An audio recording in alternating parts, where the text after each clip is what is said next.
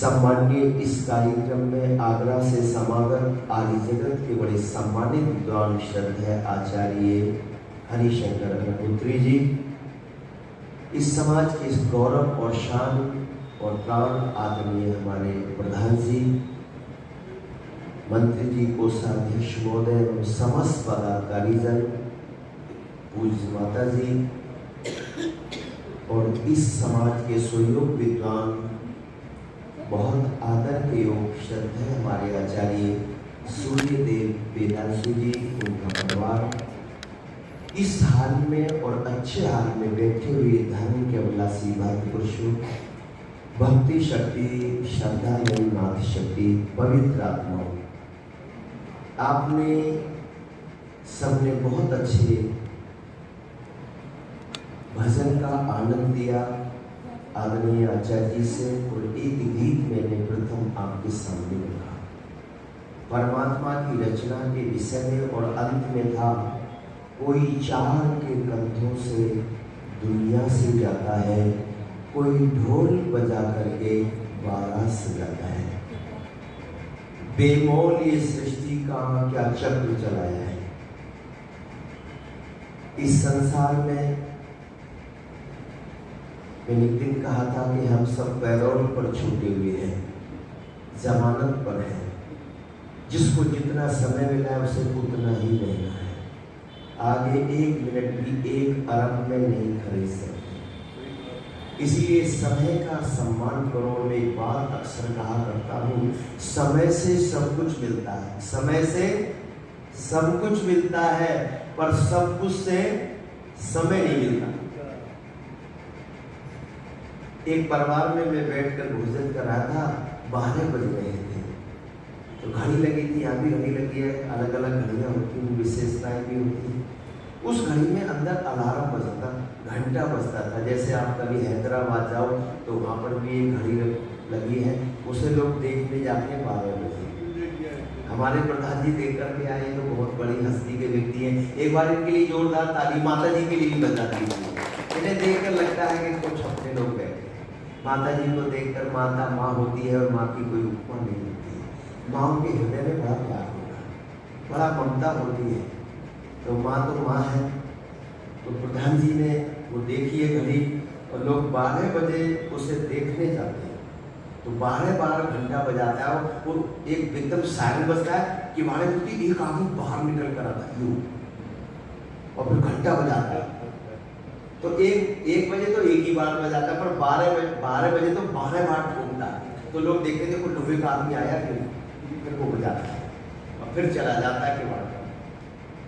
उस घड़ी में विशेषता थी, अलार्म बजता था, टन टन की आवाज, उसमें 12 बार घंटा बजा, टन टन की आवाज आई, और मैंने खुश होकर के कहा, घड़ी ने घड़ी की घंटी बजा दी, घड़ी ने घड़ी के अंदर ही घंटी बजा दी।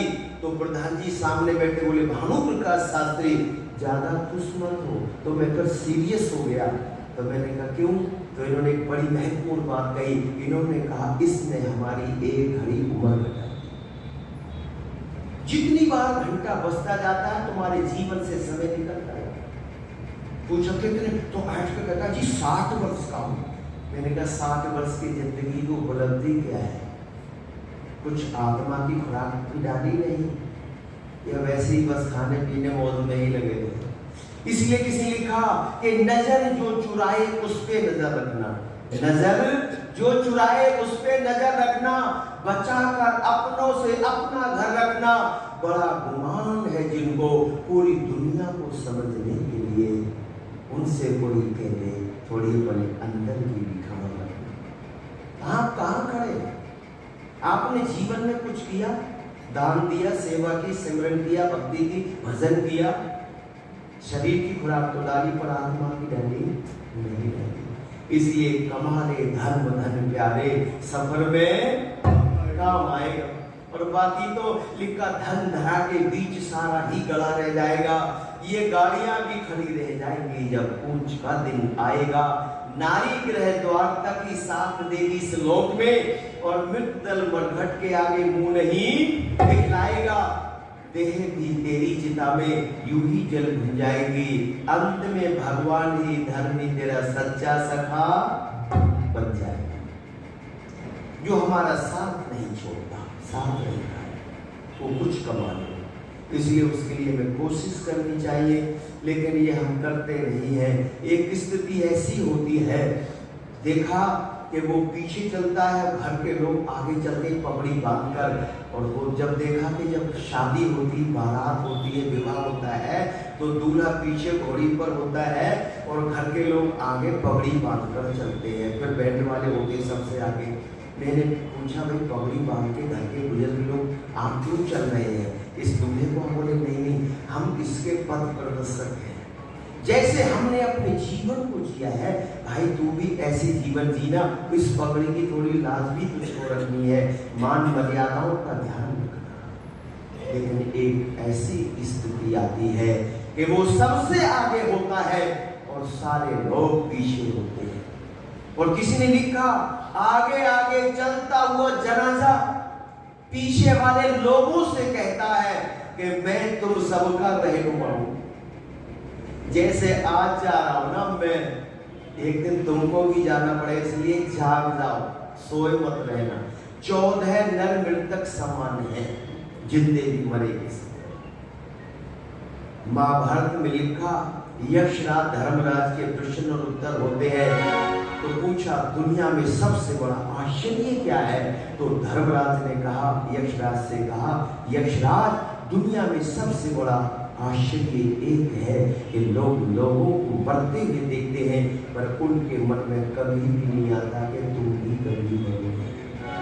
और आ जाए ना तो उसी रोज से उसके चाल बदल जाए, कार्य शैली समझ जाए, अकड़ निकल जाए, विनम्रता आ जाए, सरलता आ जाए, मानवता आ जाए, हृदय में संवेदना आ जाए, कशिश आ जाए, करुणा का वास हो जाए। पर नहीं, ये तो गया और हम थोड़ी जाने हैं। एक व्यक्ति गया शमशान में और कहता, ऐ शमशान तुझ में सन्नाटा क्यों है? शमशान सुनसान डरावना सा, ऐ शमशान तुझ में सन्नाटा क्यों है? तुझे हमने मर मर के आबाद करना चाहा, पर तू बुझा का बुझा ही रह गया। शमशान ने कहा, ठीक है, आपने मर मर के आबाद करना चाहा, पर अफसोस यहाँ जितने आए सब मरे हुए ही आए, जिंदा नहीं आए।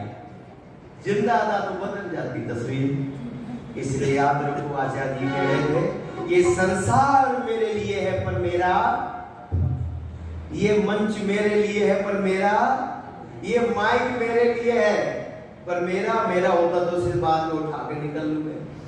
ये परिवार, मेरे बच्चे मेरे लिए पर मेरे पत्नी मेरे लिए पर मेरी है, छोड़ना पड़ेगा सब। क्या किया जी किया, यतन ये मेरा नहीं, प्रभु आपका। मेरा मेरी करता फिरता, मेरा मेरी करता फिरता, सांझी ढले उड़ जाना, पंछी रे देश में गाना, पंछी रे देश में गाना, मेरा करता फिरता, मेरा मेरी करता फिरता, सांझी ढले उड़ जाना, पंछी रे देश में गाना, पंछी रे देश में गाना।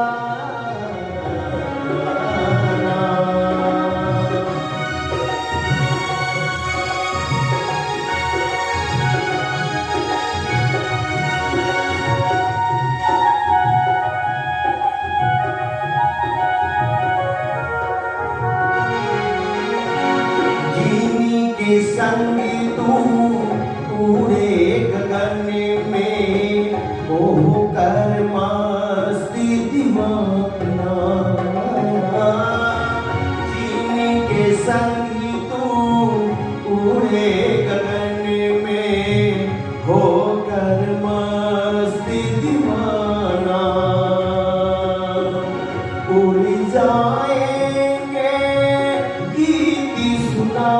कर उड़ जाएंगे, गीत सुना कर बिगड़ा देंगे पुराना।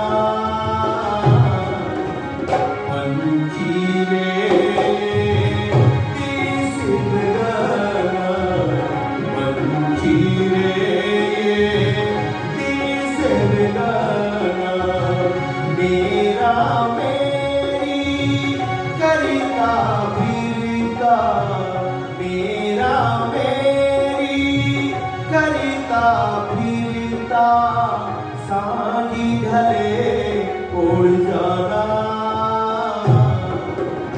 पंछी रे दिस लगाना, पंछी रे दिस लगाना।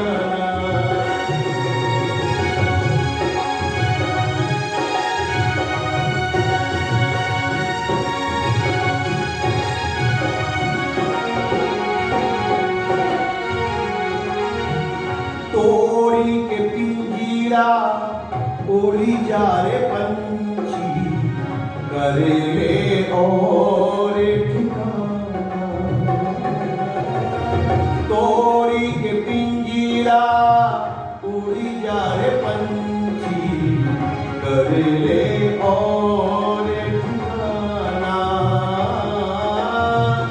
ऐसा रागी सुना रे पंछी, ऐसा रागी सुना रे पंछी, मिट जाए आना जाना।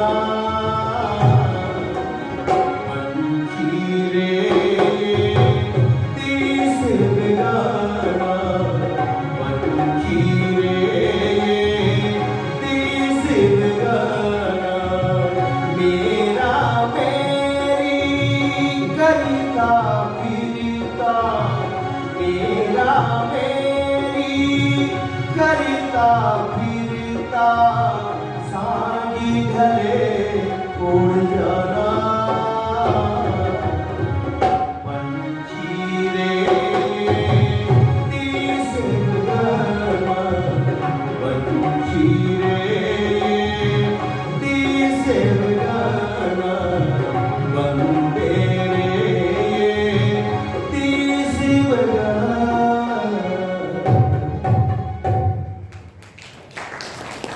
मेरा मेरा मेरा और एक पल में समझो, इसलिए कुछ कर लो, कमर में दोसा तो मंजिल का भरोसा। सफर करते अधिकांश रेल में जिंदगी गुजरती है, तो कई जगह घर से कुछ बना के दे देते हैं, और कई बार नमस्ते नहीं बनाए। 12 बजे देखा सामने पति पत्नी बैठे, स्टील का चमकदार उन्होंने टिफिन निकाला, और टिफिन निकाला तो फिर उसमें जब खोल कर देखा तो नींबू की अचार की महक हमारे तक पहुंच गई। अब नींबू का अचार खोले वो और मुंह में पानी हमारे भरने लगा। बढ़िया पूड़ियाँ निकाली उन्होंने, अलग करेले की सब्जी निकाली। अब करेले की सब्जी भी दूर तक खुशबू देती है। खोल बोल रहा है सामान, मुंह में पानी हमारे निकल रहा है। और उसने एक बार भी इधर सामने नहीं देखा, और पर हमने भी अपना चेहरा नीचे कर लिया, आंखें बंद कर ली, पर मन नहीं माना। ये देखे कितने चाव से खा रहा है, पर उठा के नजर देखना ही पड़ा उसको 2-3 बार, पर वो भी देखती इतना बढ़िया था, उसने एक बार भी देखा। भाई साहब आप भी कुछ ले लीजिए। अगर कहता तो कहते 2 पूरियों का 4 तो रख ही दे भाई, पर वो खाता रहा और यहाँ पानी का घूंट बन के अंदर से रखा सूखे। सोचा अगर हमारे साथ भी होता तो हमारा भी सफर अच्छा होता। खाया पानी पिया और दोनों मस्ती की नींद लेने लगे। और यहाँ कहानी पेट में तो आग लग रही थी। इसलिए एक यात्रा ऐसी होगी, उस यात्रा के लिए कुछ हमें संचय करना। ये बड़ा बड़ा एक गीत याद आ